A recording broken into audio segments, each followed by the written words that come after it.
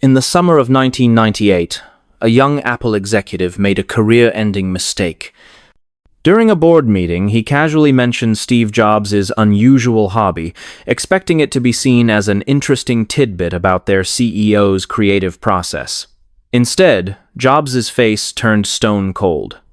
The executive was quietly transferred to a different department within weeks, and a new unwritten rule emerged at Apple headquarters. Nobody talks about Steve's obsession with ancient lettering techniques. What could be so dangerous about discussing a hobby that it could derail someone's career at one of the world's most innovative companies? The answer reveals the secret behind Apple's revolutionary design philosophy and explains why their products feel fundamentally different from every competitor. Even today, Steve Jobs wasn't just the co-founder of Apple. He was a man who saw the world through a lens that most business leaders couldn't even comprehend. While his contemporaries focused on technical specifications and market research, Jobs was obsessed with something that seemed completely irrelevant to technology: the art of beautiful writing. It started in 1972, when Jobs dropped out of Reed College, but continued auditing classes that fascinated him.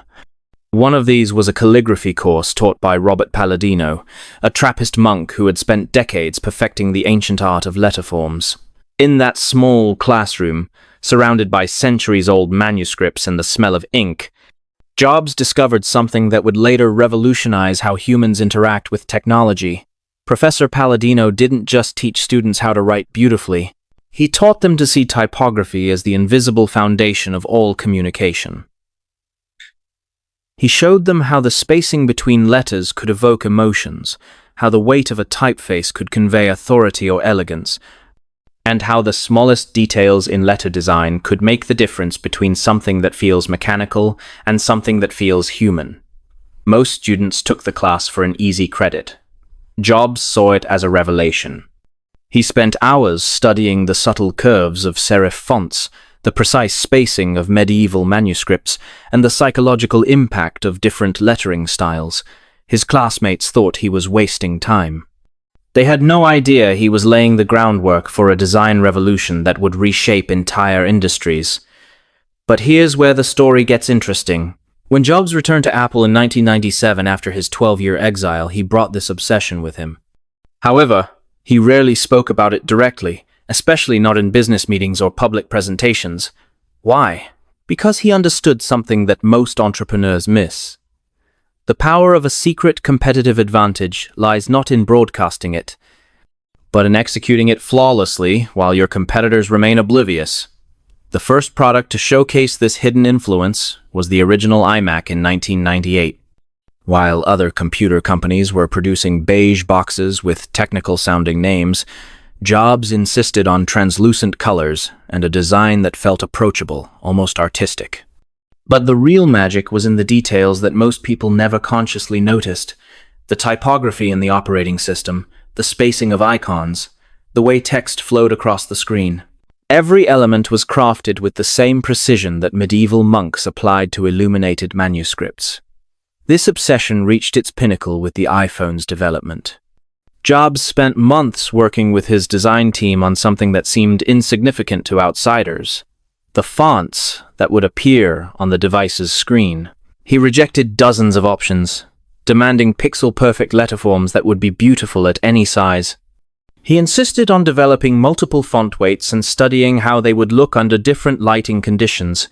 His executives thought he was being unnecessarily perfectionist. They didn't understand that Jobs was applying centuries-old principles of visual harmony to cutting-edge technology. The result was a device that didn't just function better than its competitors. It felt different in ways that users couldn't quite articulate.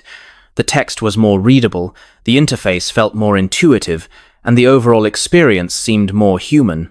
Apple's secret weapon wasn't superior technology or better marketing. It was an attention to typographic detail that their competitors couldn't see, much less replicate. But why did Jobs want this knowledge kept quiet within Apple? Because he understood that competitive advantages are most powerful when they're invisible to competitors. If other technology companies had known that Apple's design superiority came from applying ancient calligraphy principles to modern interfaces, They could have hired their own typography experts and closed the gap. Instead, they focused on matching Apple's technical specifications while completely missing the subtle design elements that made Apple products irresistible to consumers. This reveals a crucial lesson that most entrepreneurs overlook. The most powerful business advantages often come from unexpected sources. While your competitors are studying the same business books, attending the same conferences, and following the same industry best practices, your breakthrough might come from a completely unrelated field of knowledge. Jobs proved that expertise in medieval lettering could revolutionize modern technology. What unexpected knowledge could transform your industry?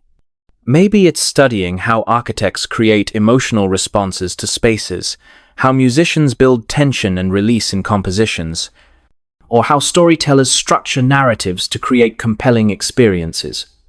The key is to develop expertise in areas that seem irrelevant to your business, but actually address fundamental human needs and desires. Jobs didn't just learn about fonts. He learned about how visual elements affect human psychology and emotion. That knowledge became Apple's secret weapon for decades.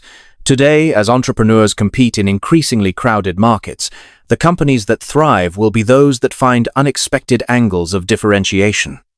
They'll be the ones who study disciplines that their competitors ignore, who develop expertise in areas that seem unrelated to their core business, and who apply ancient wisdom to modern problems. Steve Jobs' hidden obsession with calligraphy didn't just change Apple, it changed how we think about the relationship between technology and human experience. The question is, what's your hidden obsession? And how will you use it to build something extraordinary that your competitors can't understand, much less copy?